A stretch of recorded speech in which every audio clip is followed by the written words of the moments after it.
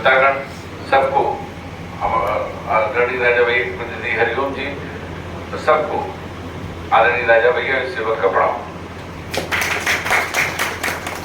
अभी सभी अधिवक्ताओं ने राजा भैया से संबंध का कारण और सारी चीजें बताई। भाषण तो नहीं, लेकिन कुछ चर्चा हम भी आपसे करेंगे। राजनीति में आने के पहले भी अधिवक्ताओं का जो समर्थन आदरणीय राजा भैया को यहाँ से लखनऊ तक रहता था, उसकी वजह से एक अलग सम्मान अधिवक्ताओं के लिए हमेशा राजा भैया के दिल में रहा है। राजनीति में आने के बाद एमएलए एमपी होने के बाद तो बहुतों से संबंध हो जाता है, लेकिन राजनीति में आने के पहले से आपसे जो लगाव संबंध था, जिसकी वजह से ये रिश्ता और ज्यादा रही।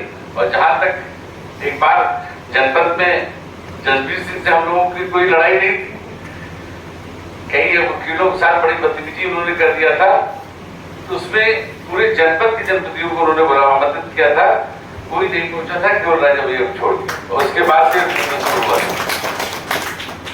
मतलब ये कोई ऐसा नहीं कि उन्होंने कोई एहसान किया, क्योंकि आप उनके लिए खड़े रहते हैं तो वो भी आपके लिए खड़े, ताली दोनों हाथ से बजती है। और जब राजनीति में आए तो सबसे पहले आपका आशीर्वाद दिए, और आप हमेशा ऐसे लोगों को जिनको न्याय नहीं मिलता उनकी लड़ाई लड़ते हैं, हमेशा उनको न्याय दिलाते हैं। आप ही के मार्गदर्शन पे चल के हम लोग भी न्याय दिलाते हैं। जब सरकार से नहीं दिला पाते तो आपके माध्यम से दिलाते हैं। न्याय में आप हमारे, जैसे कह लीजिए तो बगल के बैल, दो बैल ना हो तो काम नहीं चलता। अगर अधिवक्ता ना हो तो जनता को हम लोग भी न्याय दिलाने में आपका बहुत बड़ा सहयोग रहता है। बहुत जगह हमको आपका सहारा लेना पड़ता है, आपका सहयोग लेना पड़ता है। आज क्योंकि विद्रोही वर्गों की बैठक है, आप देख रहे हैं चुनाव चल रहा है, आप सेवक चुनने जा रहे हैं। डायरेक्ट रूप पे जनता से जो चुनाव होता है, 7 सेवक आप चुनते हैं, 7 सेवक चुनते हैं अपने ग्राम पंचायत का सदस्य, प्रधान, बीडीसी, जिला पंचायत, विधायक, एमपी और ये चेयरमैन 7वां सदस्य। इनडायरेक्ट में तो एमएलसी भी हो जाएगा, कॉपरेटिव भी हो जाएगा, सारी चीजें, लेकिन डायरेक्ट में आप 7 सेवक चुनते हैं, 7 मत सेवक चुनते हैं। अपने मताधिकार, देश आजाद होने के बाद एक अधिकार मिला मताधिकार, उस मताधिकार के उससे सेवक चुनते हैं। लेकिन हमारे समाज में एक बड़ी खराब चीज है कि लोग चुनाव को जातिवाद से जोड़ दिया करते हैं।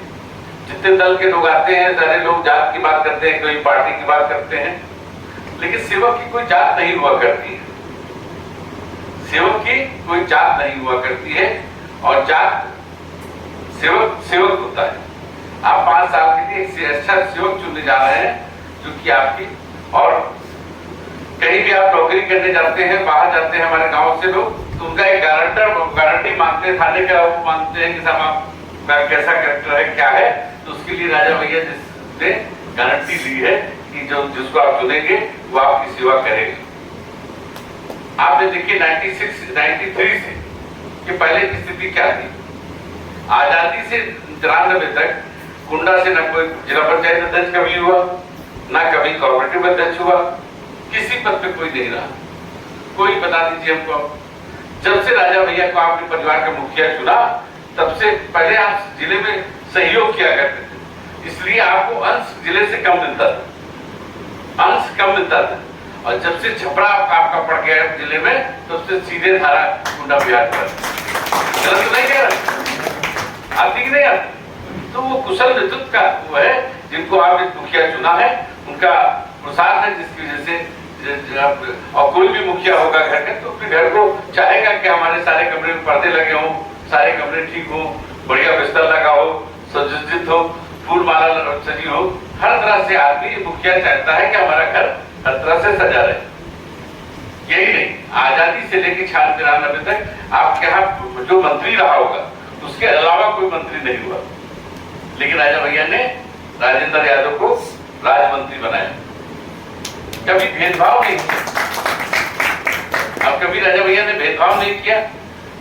जिला कई चुनाव में आप देख लें, अभी जिला पंचायत जब चुनाव हुआ, उनकी बेटी 24 साल की चुकी थी, उसको चाहते तो सदस्य बना के अध्यक्ष बना सकते थे, जो कि आमतौर पर विधायक एमएलए एमपी करते हैं।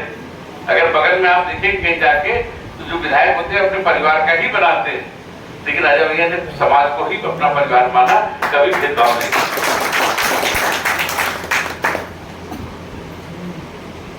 तो आज विकास के साथ साथ गौरव भी बढ़ा है। कहीं देश के कोने में आप जाते हैं, हम आप तो खैर लोग हैं जानते होंगे, अभी अगल बगल विधानसभा से अगर आप पूछे हम कई जगह पे नहीं लोग बता पाते कि बगल की विधानसभा से विधायक कौन है, लेकिन देश के किसी कोने में जाते हैं तो यहाँ का नाम जाना जाता है। और यहाँ का नाम जब आप लेंगे जनसत्ता दल, तो पूरे देश की निगाह यहाँ के चुनाव पे होगी। तो इसलिए आपकी जिम्मेदारी बनती है, आपकी जिम्मेदारी बनती है कि चुनाव ज्यादा से ज्यादा मतलब उससे जनसत्ता दल को जिताए ही ना, ज्यादा से ज्यादा रूप से जिताएं। और ये काम केवल आप जैसे लोग अपने घर के आसपास 10 घर इधर 10 घर इधर अगर देख लेंगे तो आप समझ लीजिए कि जो अभी बात आई जिसने कहा 5000 वोट अधिवक्ताओं का है, तो उसमें कोई दो रानी के 5000 वोट नहीं दिला लेंगे आप।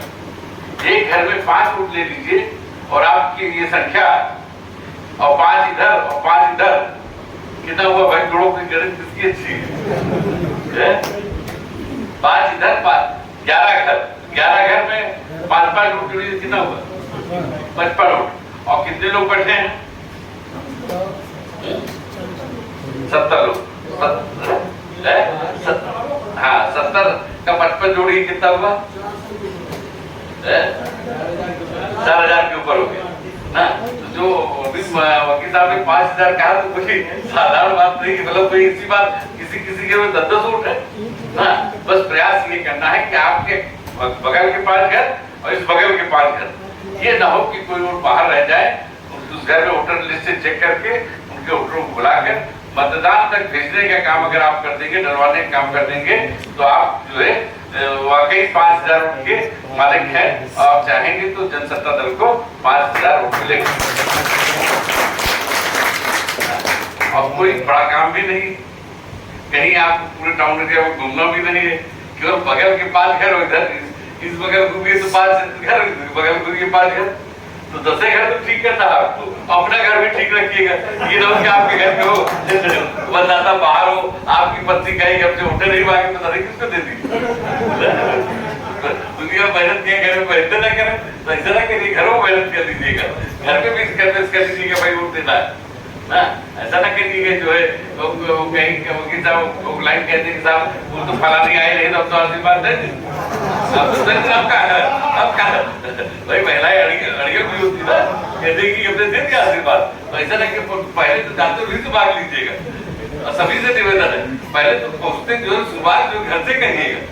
आप पहले अपने घर में जाके वोट मांग लीजिएगा कि भाई हम वादा करके आ रहे हैं जनसत्ता दल वोट देना है। उसके बाद फिर जो है अगल बगल के 5-5 घर 10 घर देखना है आपको। इसी के साथ आपके चुनाव की जिम्मेदारी, और जो हीरागंज जो निर्वा में भी आपके रिश्तेदार नातेदार हो उनको भी जनसत्ता दल को वोट देने के लिए निवेदन कर लीजिएगा। इसी के साथ जय हिंद।